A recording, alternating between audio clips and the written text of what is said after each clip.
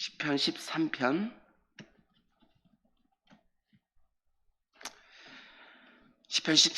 1절에서 6절까지 우리 한 절씩 교독하겠습니다. 여호와여, 어느 때까지니까 나를 영원히 잊으시나이까? 주의 얼굴을 나에게서 어느 때까지 숨기시겠나이까?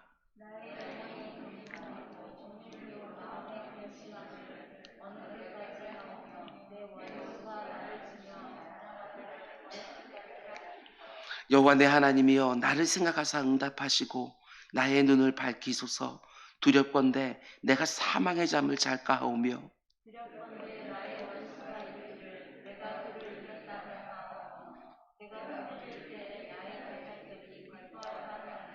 나는 오직 주의 사랑을 의지하여 싸우니 나의 마음은 주의 구원을 기뻐하리이다.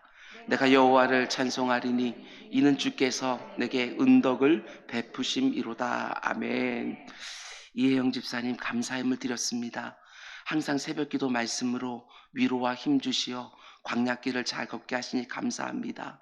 오직 기도와 말씀으로 은혜로만 살아갈 수 있도록 붙들어 주세요 하고 예물 드렸습니다.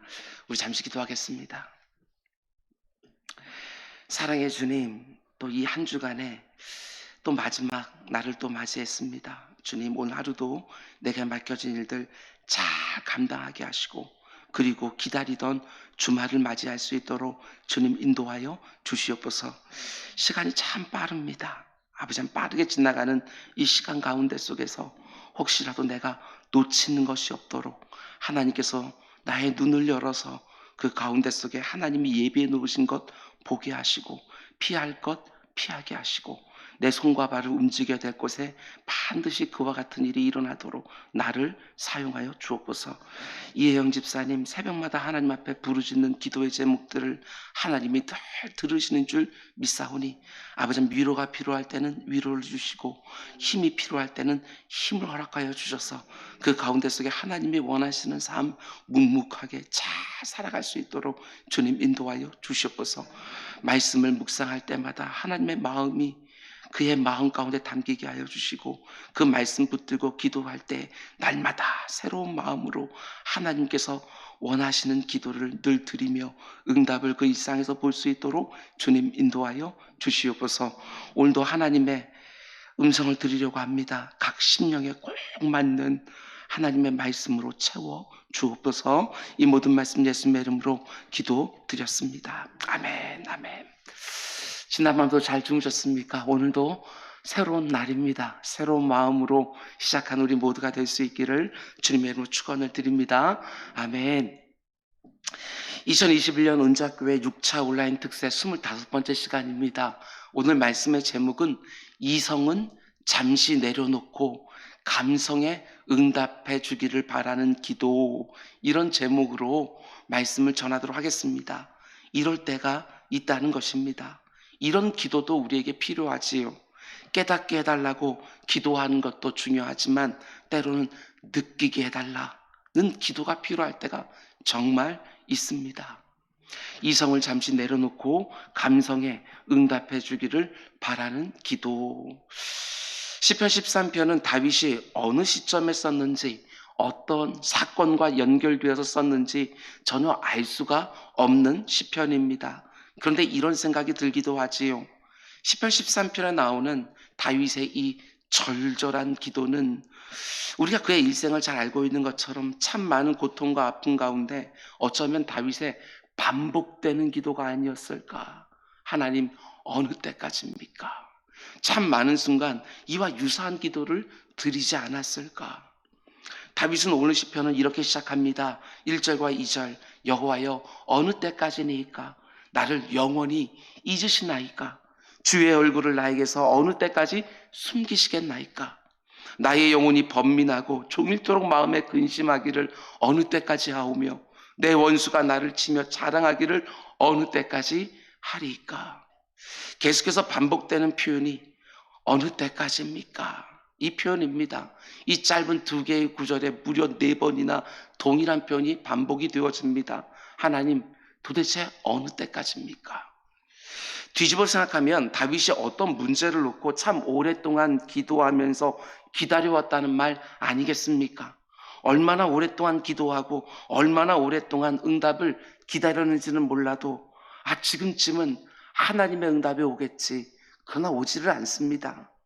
지금쯤은 하나님의 구원하심이 오겠지. 그러나 여전히 문제 가운데 있습니다.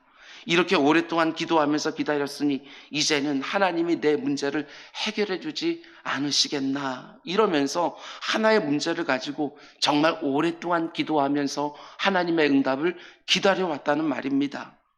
그런데 지금 다윗을 너무나 힘들게 하는 게 무엇입니까?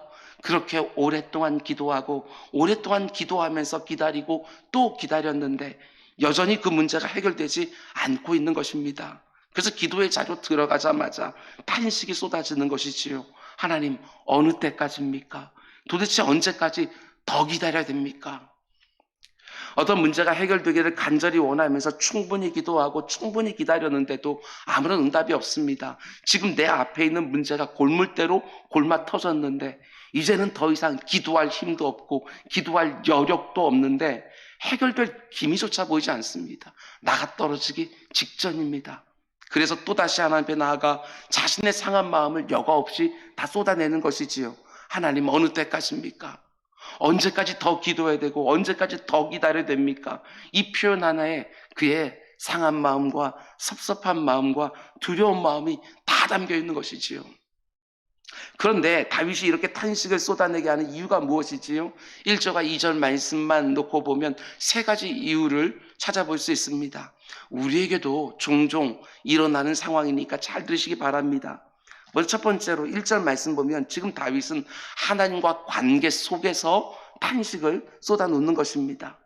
너무 오랫동안 자신의 문제가 해결되지 않으니까 자기를 대하는 하나님 모습이 예전과 같지 않은 것 같아서 너무나 힘이 드는 것이지요. 1절, 여호와여 어느 때까지니까 나를 영원히 잊으시나이까? 주의 얼굴을 나에게서 어느 때까지 숨기시겠나이까? 하나님이 나를 잊으신 것 같고 하나님이 내게서 얼굴을 가리시는 것 같고, 우리가 이미 다른 시편에서 본 것처럼 다윗은 문제가 굳이 해결되지 않는다 할지라도 주의 얼굴빛만 비춰지면 그 가운데 속에 그 영이 사랑하는 사람입니다. 그런데 이번에는 얼굴빛조차 하나님이 주시지 않는 것이지요. 지금까지 다윗이 자기의 문제를 가지고 오랫동안 기도하고 있는데 그 어떤 응답도 그 어떤 해결도 없어서 마음이 힘든 것도 있지만 정작 더 어려운 것은 하나님이 다윗아 조금만 더 기다려라, 얼마든지 이런 한 말씀도 해줄 수 있지 않겠습니까? 그 이유까지 굳이 얘기 안 해주신다 할지라도 조금만 더 기다려라, 이 말씀 하나만 해줘도 내 영이 살 것 같은데 한 말씀도 안 해주시는 것이지요. 어찌도 이리 무심하실까? 여러분, 다윗과 하나님의 관계가 그동안 얼마나 친밀했는지를 알면 지금 다윗의 아픔이 얼마나 컸는지 좀 헤아려집니다. 다윗의 인생 가운데 우리가 아는 것처럼 수많은 고난과 환난이 있기는 했지만 하나님과 늘 동행하는 삶을 살았습니다. 늘 기도의 자리에서 하나님과 교제했던 것이지요. 제가 여러 번 말씀드렸던 것처럼 다윗은 나의 힘이 되신 여호와여 내가 주를 사랑하나이다. 아브라함도 모세도 그 어느 누구도 고백하지 못했던 하나님 사랑합니다, 이 고백을 성경에서 처음으로 했던 사람이 바로 다윗입니다. 그리고 하나님 역시도 그 누구보다도 다윗을 사랑했고 그를 위해 주셨고 편들어 주셨습니다. 그런데 지금 어떻지요? 너무나 당황스러운 거지요. 하나님 이번에는 그 어떤 말씀도 안 해주시는 것입니다. 그게 너무나도 힘이 듭니다. 하나님이 자기를 대하시는 게 정말 예전과 같지 않아서 너무나도 고통스러운 것이지요. 혹시 요즘 이런 아픔을 겪고 있는 분이 계시는지 모르겠습니다. 마치 하나님이 예전과는 다르게 너무나도 낯설게 여겨지고 기도 의자로 쑥 들어가도 하나님께서 나와 함께 하시는 것이 느껴지지 않는 것 같고, 내가 이렇게 힘들어하고 있는데도 아무 말씀도 없으셔서 너무나도 힘이 드신 분 계십니까? 다윗이 지금 그런 상황 가운데 있는 것이지요. 자신이 지금 직면한 어떤 문제를 놓고 하나님 앞에 정말 수없이 들어가서 반복해서 기도하면서 정말 오랫동안 하나님의 응답을 기다렸는데 하나님이 응답은커녕 그 어떤 반응도 주지 않으시는 것입니다. 그래서 다윗이 탄식하는 것이지요. 여호와여, 어느 때까지니까? 나를 영원히 정말 잊으실 작정입니까? 뭐라고 한 말씀은 해주실 수 있는 거 아니겠습니까? 주의 얼굴을 왜 이토록 오랫동안 숨기고 계십니까? 다윗의 마음이 충분히 이해가 됩니다. 충분히 이해가 돼요. 그런가 하면 지금 다윗이 경험하고 있는 두 번째 아픔은 무엇입니까? 첫 번째가 하나님과의 관계 속에서 아픔이라고 한다면, 두 번째는 자기 자신과의 관계 속에서의 아픔이라고 말할 수 있습니다. 계속해서 2절 말씀 보면 그렇게 오랫동안 하나님의 응답을 기다렸는데 그 어떤 응답도 오지 않으니까 다윗 자신에게 어떤 일이 벌어지고 있는 것입니다. 2절 상반절을 보면 나의 영혼이 번민하고 종일토록 마음에 근심하기를 어느 때까지 하오며, 자기 자신과의 문제가 생긴 것이지요. 하나님의 응답이 너무나 오랫동안 오지 않으니까 나의 영혼이 번민하고 종일토록 마음에 근심하고 있다. 번민과 근심, 정말 온갖 생각이 다 드는 것이지요.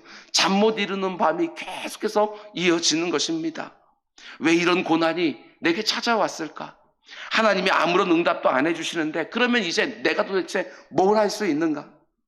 내가 뭔가 잘못한 것이 있어서 하나님이 이렇게 내게 차갑게 대하시는 거 아닌가? 심지어 내가 이렇게 기도하는 게 무슨 소용이 있나? 하나님이 나를 사랑하는 것이 과연 맞나? 우리도 종종 이런 번민과 근심 종종 해보지 않습니까? 정말 생각이 꼬리에 꼬리를 묻습니다. 내 안에서 번민과 근심이 멈추질 않습니다. 아무리 생각해봐도 그 무엇 하나 이것 때문이구나, 이런 게 보이질 않는 거예요. 이런 상태가 되니까 더 답답해지고 더 불안해지고 믿음의 뿌리까지 흔들리는 것이지요. 하나님, 내 영혼이 이렇게 번민하고 있고 종일토록 근심하고 있는데 어찌도 한 말씀도 안 해주십니까? 그런데 다윗의 아픔이 여기서 끝나는 게 아닙니다. 세 번째 아픔이 또 찾아오는 것이지요. 그렇지 않아도 너무나도 힘든데 나를 아프게 하는 원수들은 꼭 이럴 때 등장합니다.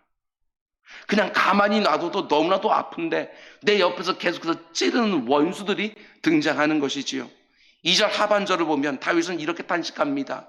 내 원수가 나를 치며 자랑하기를 어느 때까지 하리까? 그렇지 않아도 너무나도 아픈데 원수가 내 옆에서 계속 친다고. 네가 믿음으로 산다고 말하더니 야, 하나님 어딨냐 도대체? 네가 그렇게 감사하다고 떠들더니 지금 흔들리고 있는 네 모습 좀 봐라. 자꾸 때리는 거예요. 그러면서 막 자랑도 합니다. 나를 한번 봐라. 하나님 없이 살아도 얼마나 행복하게 사냐. 이런 말 한마디 한마디에 내 마음이 막 흔들리면서 원수들의 말이 정말 맞는 것처럼 느껴집니다. 지금 내가 사는 모습이 너무나도 구차해 보이고 초라해 보입니다. 그런데 중요한 게 무엇이지요? 오늘 시편 13편 말씀이 1절과 2절로 끝나는 게 아니라는 것입니다. 다윗의 탄식과 아픔으로 시편 13편 말씀이 맞춰내는 것이 절대로 아니라는 것이지요. 여러분, 우리가 시편 13편을 묵상하면서 절대로 놓치지 말아야 되는 것이 있습니다. 그것은 다윗이 정말 오랫동안 기도했지만 하나님은 그 어떤 응답도 주지 않았습니다. 다윗이 어느 때까지입니까? 도대체 언제까지 더 기다려야 됩니까? 절규하지만 하나님은 단 한 말씀도 해주지 않으셨습니다. 그런데 이게 중요한 것이지요. 여러분, 다윗이 지금 뭐 하고 있지요? 여전히 기도하고 있습니다. 여전히 기도하고 있습니다. 이걸 꼭 보셔야지요. 기도의 자리를 떠나지 않고 또 들어가고 또 들어가고 또 들어갑니다. 충분히 낙심하고 절망하여 그 자리를 떠날 수 있을 것 같은데 또 기도의 자리에 들어갑니다. 얼마나 더 기도해야 되는지, 얼마나 더 기다려야 되는지 그 어떤 확신도 없는 상황 가운데 또 기도의 자리에 들어가고 있다는 거, 이걸 놓치면 안 되는 것이지요. 우리가 기도할 때 다윗이 경험한 것과 똑같은 아픔과 고통을 느낄 때가 한 번씩 있습니다. 정말 오랫동안 기도하면서 기다려왔지만 하나님의 응답이 전혀 없습니다. 하나님 도대체 언제까지입니까? 탄식이 내 입에서도 쏟아지기도 하지만 그러나 그때도 계속해서 기도의 자리로 들어가라고 다윗이 보여주는 것 아니겠습니까? 언제까지 기도 자리에 들어갑니까? 하나님이 그 얼굴을 돌려서 다시 그 얼굴빛을 비춰줄 때까지. 내 영혼 안에 있는 번민과 근심이 이제는 정리가 될 때까지, 내 원수들의 조롱하는 소리가 내 귀에서 더 이상 나를 괴롭히지 못할 때까지 계속해서 기도의 자리로 들어가라는 것입니다. 그 어떤 경우에도 실망하고 낙심하고 시험에 들어서 기도의 자리를 떠나지 말라고 말하는 것이지요. 여러분, 우리 기도자들에게 이것만큼 중요한 것이 없습니다. 아무리 응답이 없는 것처럼 여겨져도, 언제 응답이 주어질지 확신이 없어도 그 자리 밖에는 내 영혼이 소생할 수 있는 자리가 없는 줄 알고 또 기도의 자리에 들어가는 것이지요. 천부여 의지 없어서 손들고 또 왔다고, 주를 나를 박대하시면 나는 갈 곳이 아무것도 없다고, 그러면서 기도의 자리에 또 들어가고 또 들어가는 것이지요. 여러분, 저는 하나님의 응답하심의 시기와 관련해서 구약에 나오는 어떤 한 사건이 생각이 났습니다. 그들 마음 가운데 속에서도 하나님 어느 때입니까? 이렇게 말했을지도 모르겠습니다. 다윗의 세 친구였던 사드락, 메삭, 아벳느고, 그리고 풀무불 사건, 이게 생각이 나는 겁니다. 바벨론 이방 땅에 포로로 끌려갔지만 하나님의 은혜로 관직에 오른 다니엘의 세 친구에게 정말 큰 위기가 닥쳐오지요. 바벨론에 느부갓네살 왕이 큰 시상을 만들어 놓고 거기에 절하지 않는 자들은 누구도 예외 없이 풍류불에 던져 태워 죽이겠다고 엄포를 놓았습니다. 왕궁에 있는 모든 사람들 다 한자리에 모아놓고 이제 나팔이 크게 울립니다. 그 나팔 소리와 함께 반드시 신상에 절해야 되는 것이지요. 모든 사람들이 나팔 소리에 맞춰 다 신상에 절을 하는데, 그 수많은 사람들 사이에 꼿꼿하게 서 있는 세 사람이 있는 것이지요. 사드락, 메삭, 아벳느고.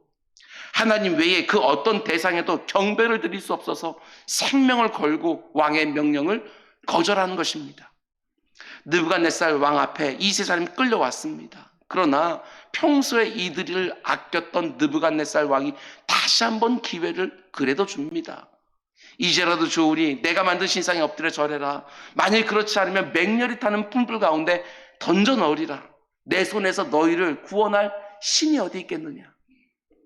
그러자 사드락, 메삭, 아벳느고가 아주 단호하게 말합니다. 이들이 하는 말 좀 보시기 바랍니다. 다니엘서 3장을 보면 사드락, 메삭, 아벳느고가 왕에게 대답하여 이르되, 느부갓네살이여, 우리가 이 일에 대하여 왕에게 대답할 필요가 없나이다. 왕이여, 우리가 섬기는 하나님이 계시다면 우리를 맹렬히 타는 품불 가운데서 능히 건져내시겠고 왕의 손에서도 건져내시리이다. 그렇게 하지 아니하실지라도 왕이여, 우리가 왕의 신들을 섬기지 아니하고 왕이 세우신 금신상에 절하지도 아니할 줄을 아옵소서. 정말 대단하지 않습니까? 우리가 글로 이 상황을 봐서 그렇지 이게 얼마나 놀라운 상황입니까? 그리 아니하실지라도, 하나님이 우리를 구원해 주지 아니하실지라도 신상에는 절대로 절하지 않습니다. 그러자 느부갓네살 왕이 어떻게 하죠? 크게 분노하면서 평소보다 풀불을 더 뜨겁게, 그것도 7배나 더 뜨겁게 해놓고 풀불에 그들을 집어 던졌습니다. 어떻게 했다고요? 풀불 안에 그들을 집어 넣은 거예요. 아니, 그렇게 담대하게 신앙 고백을 했는데도 하나님이 안 막아주시는 거예요. 풀불에 그대로 던져진 거예요. 그런데 어떻게 됩니까?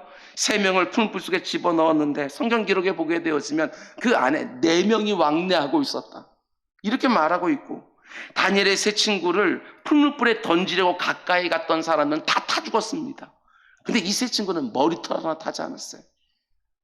그 모습을 보면서 느부갓네살 왕이 너무나 놀라면서 3장 26절을 보면 느부갓네살이 맹렬히 타는 풀무불 아귀 가까이 가서 불러 이르되, 지극히 높으신 하나님의 종 사드락, 메삭, 아벳느고야, 나와서 이리로 오라 하매 사드락, 메삭, 아벳느고가 불 가운데서 나온지라.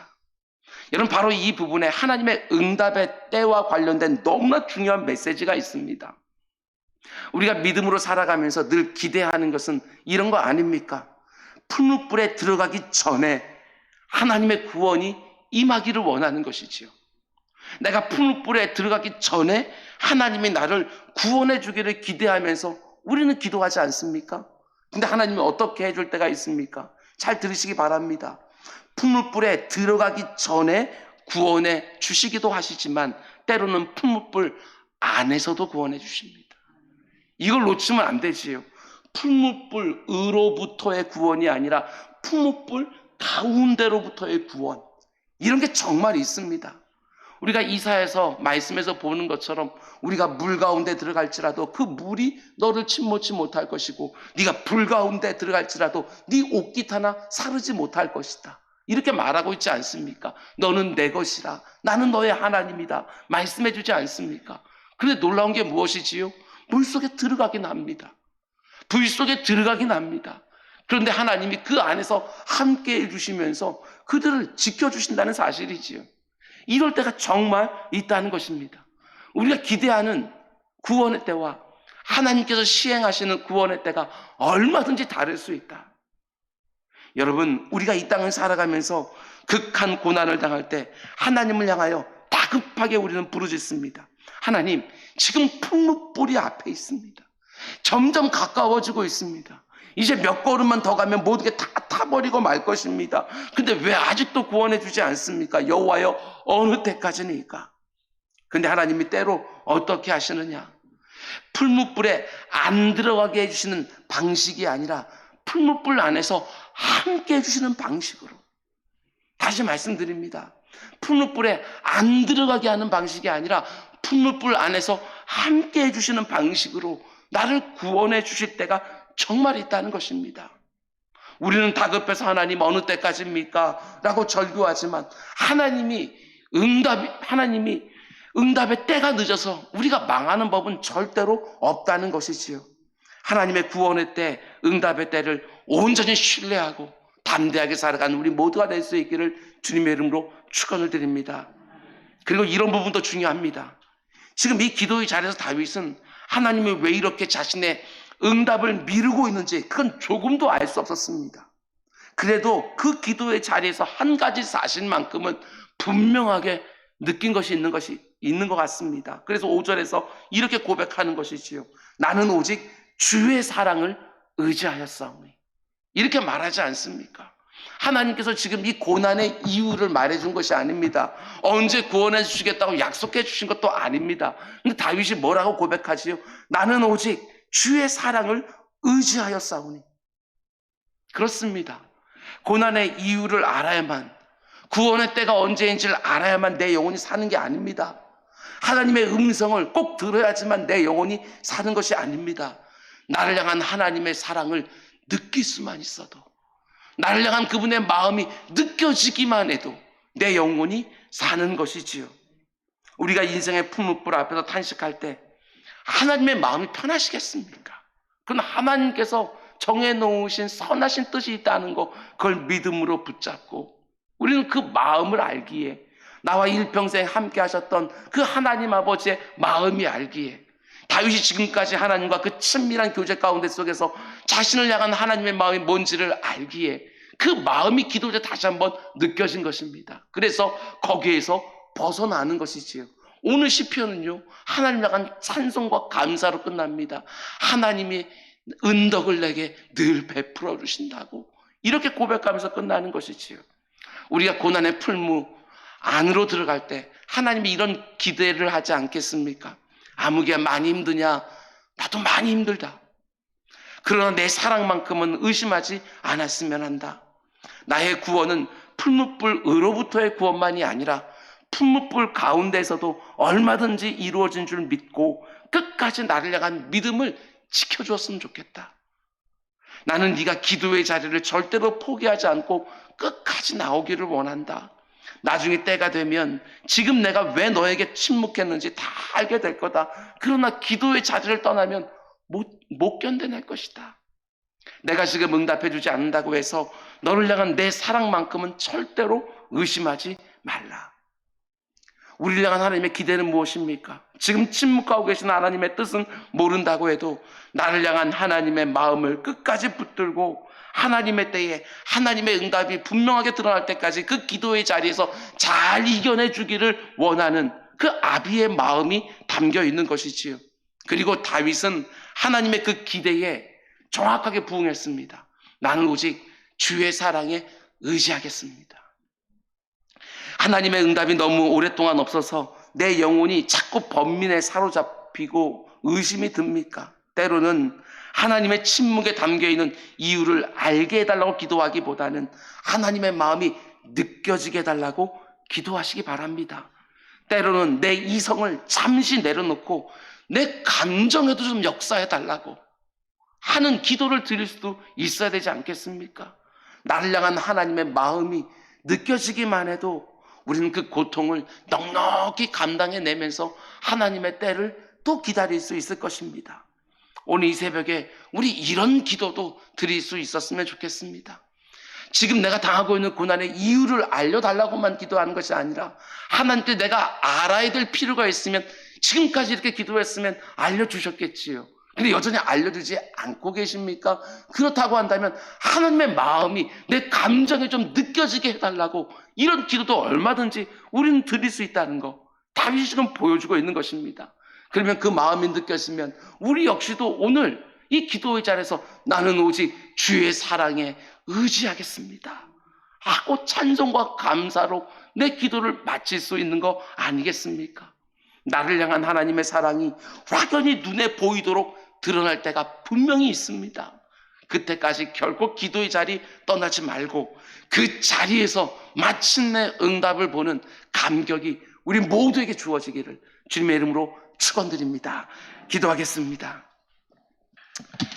사랑의 주님, 내 이성에 응답해달라고, 이 고난에 담겨있는 하나님의 뜻이 무엇인지 깨닫게 해달라고 우리가 때로는 기도하지만 때로는 우리의 마음 가운데 하나님의 마음이 이렇게 와 닿을 수 있게 해달라고 기도하는 우리 모두가 될 수 있도록 주님 인도하여 주옵소서. 그것 하나만 있어도 얼마든지 고난의 때를 이길 수 있는 줄 믿사오니 내 주 아버지 하나님, 하나님의 마음이 느껴지는 새벽이 되게 하여 주시옵소서. 아버지 하나님, 풀무불 아버지 하나님 밖에서 하나님의 구원을 아버지 사모하기도 하지만 품불 안에서도 하나님의 구원이 있는 줄 믿고 아버지 지금 품불 안에 있는 성도들에게 이 믿음으로 말미암아 승리할 수 있도록 은혜를 베풀어 주옵소서. 이 모든 말씀 예수님의 이름으로 기도드렸습니다. 아멘.